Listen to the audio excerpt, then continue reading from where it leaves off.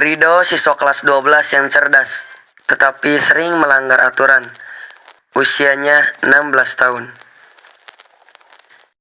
Rido dikenal sebagai siswa pintar, tetapi sering tidak mematuhi peraturan sekolah. Dia merasa bahwa sebagian besar aturan di sekolah membatasi kebebasan dan haknya sebagai siswa. Pak Dani yang baru saja mengajar di sekolah tersebut mulai memperhatikan Rido, karena meski cerdas, Rido jarang mengikuti pelajaran dengan serius dan sering bolos.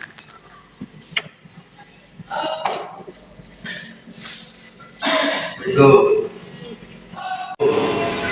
Waalaikumsalam. Dok, kenapa kamu telat? Saya Pak. Duduk. Dah, duduk. Jangan diulangi lagi ya. Ya Pak.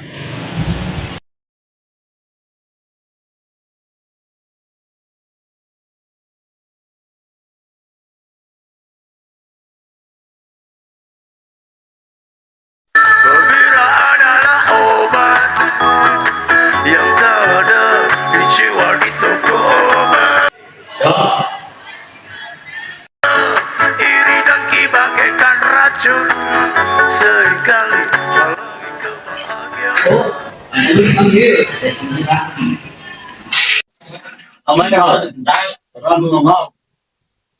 Kalau mau ngobrol sebentar bisa Pak. Aduh jangan lama-lama.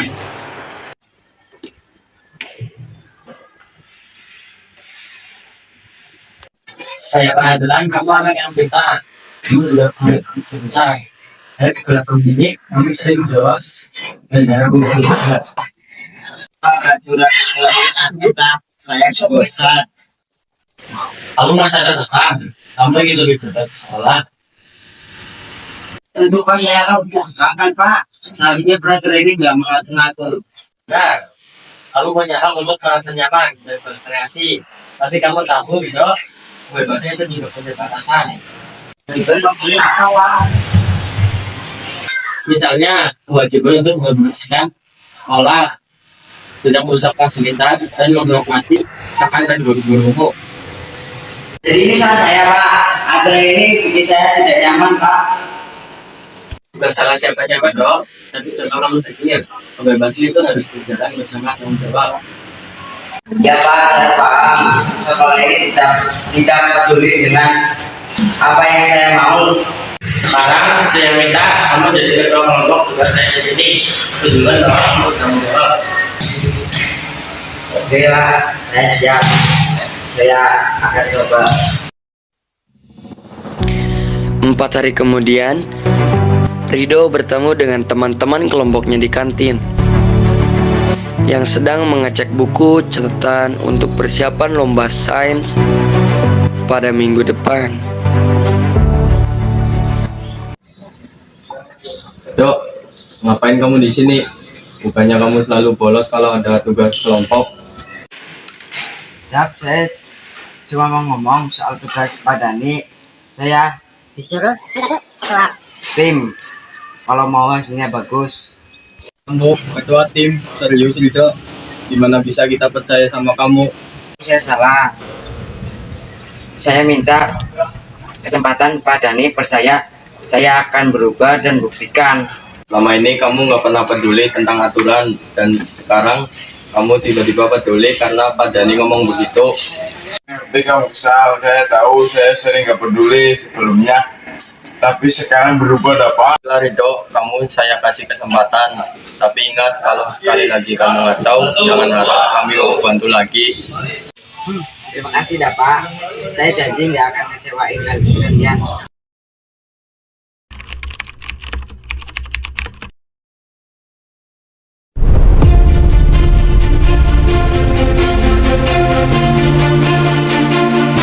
Setelah tim Rido berhasil memenangkan lomba sains, Rido dipanggil ke kantor kepala sekolah untuk berbicara dengan Pak Desta. Kepala sekolah yang dikenal baik hati dan tidak sombong.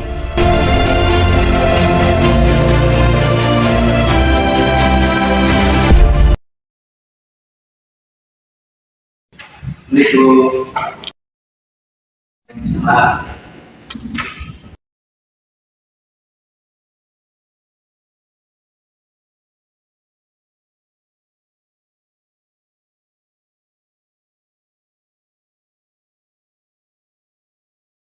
Ridho, saya dapat kabar baik tentang kemenangan kamu di lomba sains. Selamat ya, Ridho. Alhamdulillah ya Allah.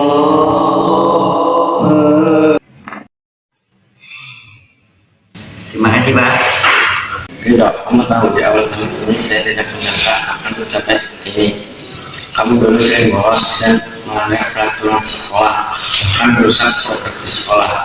Tapi sekarang saya tidak menyangka kamu akan mencapai perubahan besar di dalam ini. Saya tahu, Pak, saya dulu banyak kesalahan, tapi Pak Dhani selalu mengajarkan soal hak dan kewajiban. Kalau hak saya dihargai, maka harus menjalani kewajiban dengan baik. Itu penting, Dok. Saya harap kamu ingat itu di masa depan. Sekolah bukan hanya untuk tempat belajar akademis, tapi juga untuk tentang kehidupan.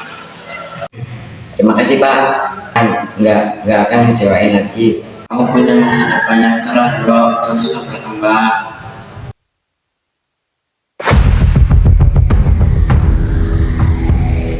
Aku tahu aku sering melakukan hal-hal yang gak seharusnya dilakukan, seperti bolos jam pelajaran, merusak fasilitas sekolah, atau melawan aturan.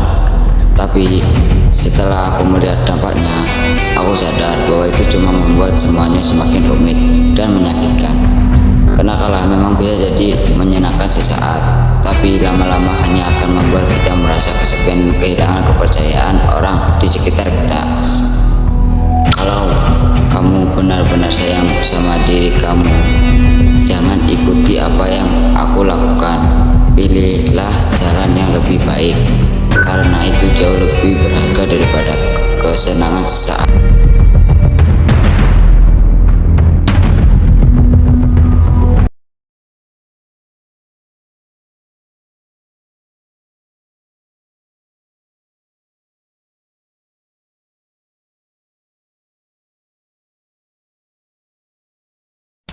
Kamu telah membuktikan bahwa kamu telah berubah, Ridho. Kamu mampu memimpin tim ini dengan baik. Saya bangga kepadamu. Ini bukan karena saya, Pak. Ini kerja keras teman-teman semua saya, Pak. Kamu benar, Ridho. Saya pikir kamu tidak bisa berubah, tapi ternyata kamu berubah. Selamat. Mimpi adalah kunci untuk kita menaklukkan dunia. Berlarilah tanpa lelah sampai engkau meraihnya. Laskar pelangi takkan terikat waktu. Mimpi adalah kunci untuk kita menaklukkan dunia. Pesan moral film ini mengajarkan bahwa di sekolah setiap siswa memiliki hak untuk didengar, dihormati, dan diberi kesempatan untuk sukses. Namun hak tersebut hanya dapat diperoleh jika setiap siswa juga menjalankan kewajibannya dengan baik, seperti menghormati aturan, belajar dengan sungguh-sungguh, dan bekerja sama dengan sesama siswa. Satu-satunya hal yang bisa gue banggain dari diri gue adalah ketika gue berada di titik terendah dan gue sendirian. Gue gak punya banyak energi untuk mikirin apa yang akan terjadi di esok hari. Gue cuma mencoba nyelesain apa yang ada di depan mata aja. Dan akhirnya itu membuat gue hidup dengan pola pikir yang penting hari ini selesai. Untuk kita menaklukkan dunia. Berlarilah tanpa lelah sampai engkau meraihnya. Laskar pelangi takkan terikat waktu. Mimpi ada. Berhentilah berpikir berlebihan. Sepotong besi rusak karena karatnya sendiri. Jangan biarkan dirimu rusak karena pikiranmu sendiri.